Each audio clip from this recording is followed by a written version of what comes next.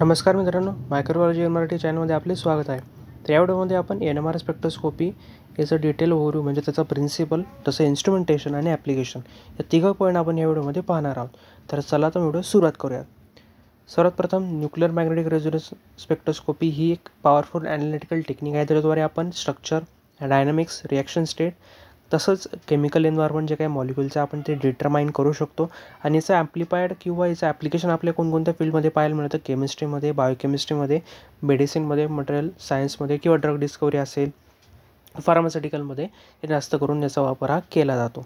तर या स्पेक्ट्रोस्कोपीद्वारे जे काही स्ट्रक्चर असेल त्याचं डिटर्मिनेशन होतं. त्या मॉलिक्युलचं केमिकल एन्व्हायरमेंट काय आहे ते सुद्धा याच्यामुळे आपल्याला समजतं.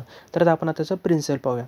तर प्रिन्सिपल एकदम सोपं आहे. NMR ही एक ॲटॉमिक इंटरॅक्शनवरती बेस असलेलं एक स्पेक्ट्रोस्कोपी टेक्निक आहे, ॲनालिटिकल टेक्निक आहे. याच्यामध्ये काय केलं जातं, नॉन झिरो मॅग्नेटिक जे काही मुवमेंट आहे किंवा त्याच्याद्वारे जे एक्सटर्नल मॅग्नेटिक फील्ड आहे त्याचा अप्लाय केल्यानंतर जे काही नॉन झिरो मॅग्नेटिक मुवमेंट तिथं तयार होते त्या ॲटॉमिक न्यूक्लियाची, त्याचं इंटरॅक्शनवरती NMR स्पेक्ट्रोस्कोपी हे काम करत असतं.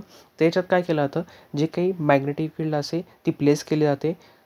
एका मॅग्नेटिक फील्ड प्लेस केल्यानंतर सॅम्पलवरती जे काही मॅग्नेटिक फील्ड असतील ते जे काही त्याच्यावरती बंबार्ड केली जाते. स्पेसिफिक एनर्जी स्टेटला जो काही न्यूक्लिया असेल तो अलाइनमेंट होतो आणि त्याचद्वारे जो काही RF रेडिएशन आहे तो ॲब्सॉर्ब केला जातो आणि त्याच्यामुळे काय होतं, ट्रान्झिशन कॉज होतं दोघेही एनर्जी लेवलमध्ये.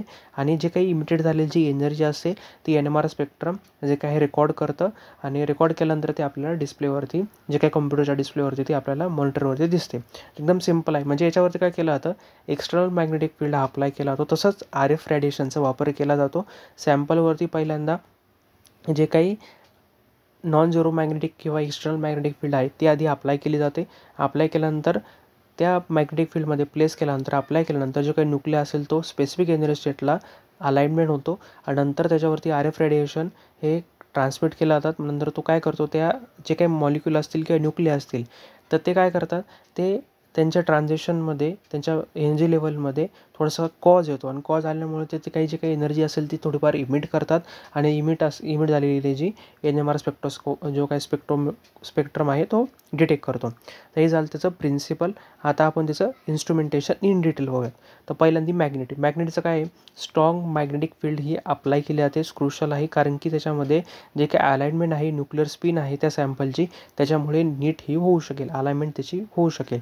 त्याच्यानंतर सुपर कंडक्टिंग ही मॅग्नेटिक, याच्यामध्ये हाय रेझोल्युशन न्यूक्लिअर मॅग्नेटिक रेझोनन्स स्पेक्ट्रोस्कोपीमध्ये युजनली वापरला जातो. कॉमनली हे जे काही सुपर कंडक्टिव्ह मॅग्नेटिक आहे तेच जास्त करून याच्यामध्ये वापरलं जातं. दुसरं आहे sample tube within the magnetic field. जे काही सॅम्पल असेल ते ट्यूबमध्ये प्लेस केलं जातं, पोझिशन केलं जातं विदिन द मॅग्नेटिक फील्ड. आणि त्याच्यानंतर जो काही मॅग्नेटिक फील्ड आहे तो न्यूक्लियासोबत, जे काही सॅम्पल जे काही न्यूक्लिया त्याच्यासोबत इंटरॅक्ट करतो. इंटरॅक्ट झाल्यानंतर रेडिओ फ्रिक्वेन्सी ट्रान्समीटर जो काही ट्रान्समीटर इमिट करतो, रेडिएशन इमिट करतो. म्हणजे रेडिओ वेव्स काय असेल ते एखाद्या स्पेसिफिक फ्रिक्वेन्सीला त्या ट्रान्समीटरमधून सॅम्पलवरती बंबार्ड किंवा इमिट हे केले जातात.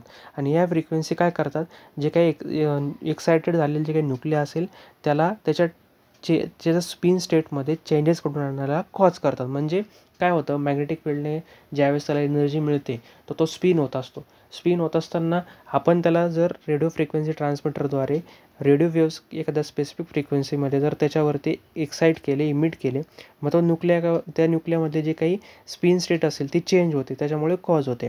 त्याच्यानंतर जे काही RF रिसिव्हर आणि सिग्नल प्रोसेसर काय करतं, जे काही रिसिव्हर आहे त्या सिग्नलला डिटेक्ट करतं. इमिट झालेली जे काही सिग्नल आहे न्यूक्लियापासून आलेली ती सिग्नल इमिट करण्याचं आणि सिग्नल डिटेक्ट करण्याचं काम हे करत असतं. आणि त्याच्यानंतर त्याला काय म्हणतो, रिलॅक्स हो थोड्या वेळ आता, आणि जे काही ओरिजिनल स्पिन स्टेट आहे त्याच्यावरती तू रिलॅक्स हो. त्याच्यानंतर सिग्नल प्रोसिजर काय असेल ते, जे काही सिग्नल असेल ते ॲम्प्लिफाय केलं जातं आणि तो पूर्णपणे जो सिग्नल असेल तो फिल्टर हा केला जातो. डाटा ॲक्विजिशन आणि कम्प्युटरमध्ये जो काही डाटा असेल तो कम्प्युटरमध्ये कलेक्ट केला जातो आणि त्याच्यानंतर प्रोसेस जो काही असेल ते केलं जातं.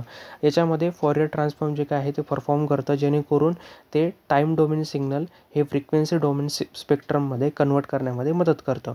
त्याच्यानंतर जे काही कम्प्युटर असेल ते जे काही इन्स्ट्रुमेंट असेल ते पूर्णपणे कंट्रोल करतं, त्याच्यानंतर जे काही डिस्प्ले आणि प्रिंटर जो काही स्पेक्ट्रम असेल तो आपल्याला स्क्रीनवरती किंवा प्रिंटर फॉर्ममध्ये जो काही असेल तो N R spectrum as a result म्हणून आपल्याला मॉनिटरवरती डिस्प्ले होतो.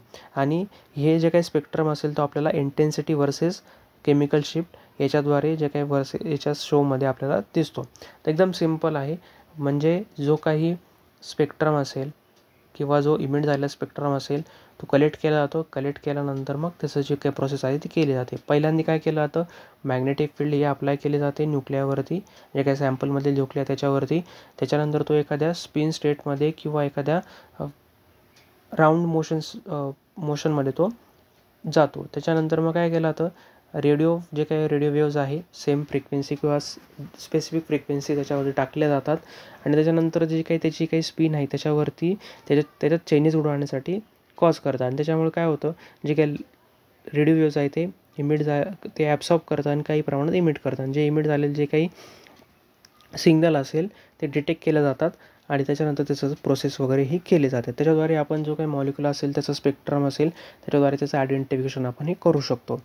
तर डायग्रामद्वारे आता आपण पाहूयात. पहिल्यांदा काय केलं जातं, मॅग्नेटिक असतं, सॅम्पल होल्डर असतं, त्याच्यामध्ये सॅम्पल आपल्याला पाहायला मिळतात.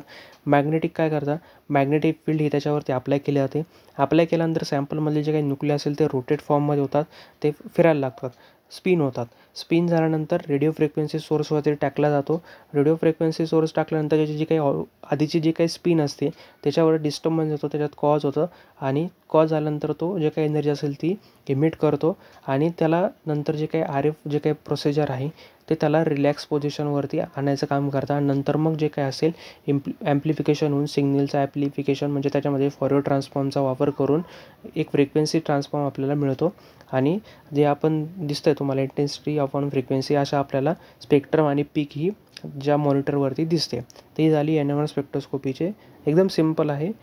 मॅग्नेटिक असतं, सॅम्पल होल्डर असतं, त्याच्यावरती बंबार्ड केलं जातं, त्याच्यानंतर स्पिन होत असतं, नंतर मग रेडिओ फ्रिक्वेन्सी सोर्स त्याच्यावरती टाकला जातो. रेडिओ फ्रिक्वेन्सी सोर्स टाकल्यानंतर त्याच्या स्पिनमध्ये कॉज होतं आणि तो लाईट हा इमिट करतो, रेडिओ वेव्ज इमिट करतो. इमिट केल्यानंतर त्याला ओरिजिनल स्टेटवरती आणलं जातं आणि जो काही डाटा असेल तो प्रोसेस पुढे जाऊन केला जातो आणि त्याच्याद्वारे जे काही मॉलिक्युल असेल त्याचं हे सेपरेशन डिटर्मिनेशन, त्याचं स्ट्रक्चर डिटर्मिनेशन, त्याचं केमिकल एन्व्हायरमेंट काय आहे ते सुद्धा याच्यामध्ये डिटर्माइन केलं जातं. तर आता आपण त्याचं ॲप्लिकेशन पाहूया. तर मी मगाशीच सांगितलं की जे काही कंपाऊंडचं डिटर्मिनेशन याच्याद्वारे केलं जातं. बायोकेमिस्ट्रीमध्ये आपण प्रोटीन आणि DNA इंटरॅक्शन करू शकतो किंवा त्यांच्यामध्ये इंटरॅक्शन झालं असेल ते ॲनालिसिस करण्यासाठी याचा वापर केला जातो. मेटाबॉलिक्स आणि ड्रग डिस्कवरीमध्ये एखादा जर ड्रग आहे त्याच्यामध्ये सुद्धा याचा वापर केला जातो. क्वालिटी कंट्रोलमध्ये जर आपण पाहिलं जे काही फार्मास्युटिकल म्हणजे जो काही प्रोडक्ट वगैरे आहे ते स्टराईल आहे की नाही किंवा त्याच्यामध्ये एखादा जर कंपाऊंड आढळला असेल तर आपल्याला शोधण्यासाठी किंवा कोणत्या कंपाऊंडमुळे जे काही प्रोडक्ट आहे ते खराब होते किंवा स्पॉइलेज होते ते आपण याच्यामधून शोधू शकतो. किंवा मॅग्नेटिक जे काही रेझोनन्स इमेजिंग आहे हे मेडिसिनमध्ये सुद्धा कामात येतं. तर अशा वेगवेगळ्या ॲप्लिकेशन याचे आपल्याला पाहायला मिळतात. तर ॲडव्हान्टेजेस तर पाहिलं जर नॉन डिस्ट्रक्टिव्ह टेक्निक आहे, म्हणजे याच्यामुळे सॅम्पललाही काही कॉज होत नाही आहे आणि जे काही सॅम्पल आहे ते व्यवस्थित असून फक्त यातले जे काही आयडेंटिफिकेशन आहे ते मॉलिक्युलचं आयडेंटिफिकेशन आपण करतो आहे. याच्यामुळे आपलं स्ट्रक्चर आणि डायनॅमिक इन्फॉर्मेशन समजते.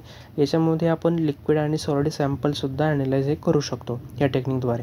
आणि जर लिमिटेशन जर विचार केला त्याच्यामध्ये आपल्याला हाय सॅम्पल कॉन्सन्ट्रेशन रिक्वायरमेंट लागते की त्याचं मेन जे काही लिमिटेशन आपल्याला पाहायला मिळतं. आणि हे जे काही इन्स्ट्रुमेंटेशन आहे एक्सपेन्सिव्ह आहे आणि मेंटेनन्ससाठी जे काही जो काही प्रोफेशनल पर्सन आहे तो सुद्धा याच्यामध्ये लागतो. आणि सेन्सिटिव्हिटी इश्यू असल्यामुळे काही वेळेस जे काही लो अबेंडन्स न्यूक्लिया आहे त्याच्यामध्ये सेन्सिटिव्हिटी इश्यू येतो आणि त्याचं जे काही डिटर्मिनेशन आहे ते याच्यामध्ये होऊ शकत नाही. तर ह्या व्हिडिओमध्ये आपण NMR स्पेक्ट्रोस्कोपीचा प्रिन्सिपल, इन्स्ट्रुमेंटेशन आणि ॲप्लिकेशन, ॲडव्हान्टेजेस, लिमिटेशन हे आपण पॉईंट डिस्कस केले. तर पुढच्या येणाऱ्या व्हिडिओमध्ये आपण स्पिन कपलिंग, त्याच्यानंतर रिलॅक्सेशन पॅरामीटर, असे वेगवेगळे जे काही लाईन वेथ असेल असे वेगवेगळे जे काही NMR स्पेक्ट्रोस्कोपीमध्ये पॉईंट येतात ते आपण डिस्कस करणार आहोत. तर केमिकल शिफ्ट पण हा टाईप त्याच्यामध्ये पॉईंट येतो. तर आपण ते इन डिटेल पुढच्या व्हिडिओमध्ये पाहणार आहोत. जर हा तुम्हाला व्हिडिओ आवडला असेल नक्की व्हिडिओ लाईक करा, चॅनल सबस्क्राईब करायला विसरू नका. चला भेटूया पुढच्या व्हिडिओमध्ये.